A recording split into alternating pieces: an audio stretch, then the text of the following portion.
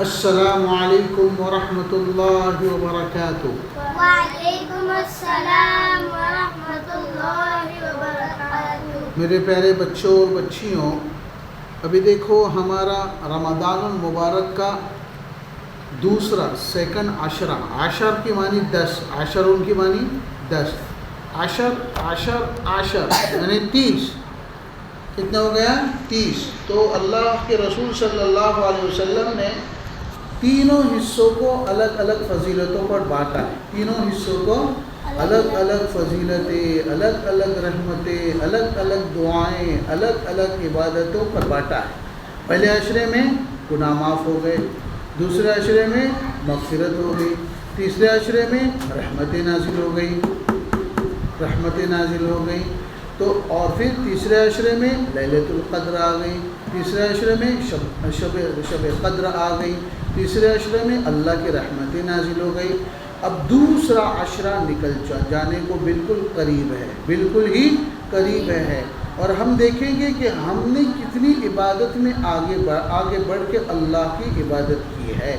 اللہ کے رسول صلی اللہ علیہ وسلم کا وہ بڑا عجیب واقعہ آپ کو یاد ہوگا، آپ نے بار بار سنا ہوگا، ہم نے ایک مرتبہ بھی آپ سے کہا تھا، بار بار اس لیے کہہ رہے کہ آپ کے ذہن میں رہے، کس میں رہے؟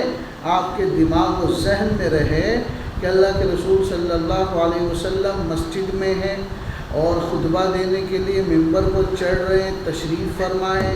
پہلی سیڑھی جیسے امام صاحب اوپر جاتے ہیں تو کچھ بات کرتے ہیں، کچھ نہیں بات کرتے ہیں، مگر اللہ کے رسول آمین کہہ رہے ہیں۔ دوسری سیڑھی پر جب چڑھ رہے تو پھر بھی آمین کہہ رہے ہیں، تیسری سیڑھی پر چڑھ رہے تو بھی پھر بھی آمین کہہ رہے ہیں۔ صحابہ نے پوچھا، اللہ کے رسول آج تو ہم نے آپ کو وہ چیز کرتے ہوئے دیکھی تو جب کبھی آپ نے کی نہیں تھی۔ آپ صلی اللہ علیہ وسلم نے فرمایا، ہاں میں نے جب سیڑھی پر قدم رکھا تو جبریل آئے۔ کون آئے؟ حضرت جبریل۔ اور حضرت جبریل کون ہے؟ فرشتوں کے سردار، فرشتوں کے سردار، سب فرشتوں میں سب سے افضل حضرت جبریل علیہ السلام ہیں۔ وہ آئے، میرے پاس آئے اور کیا کہا؟ ہلاک ہو شخص ہلاک ہو شخص جس کے سامنے میرا نام آئے، اے محمد بولو صلی اللہ علیہ وسلم آئے اور مجھ پر درود نہ بھیجے۔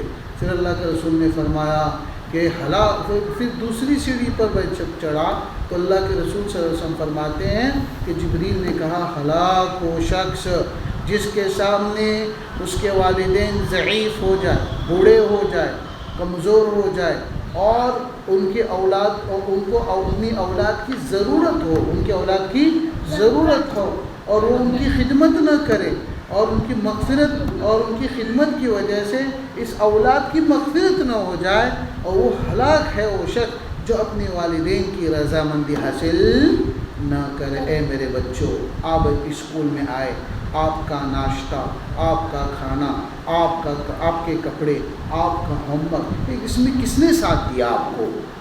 پیرنٹس نے، امی نے، ابو نے ہی دیے، اور کس نے دیا؟ کسی نے نہیں دیا۔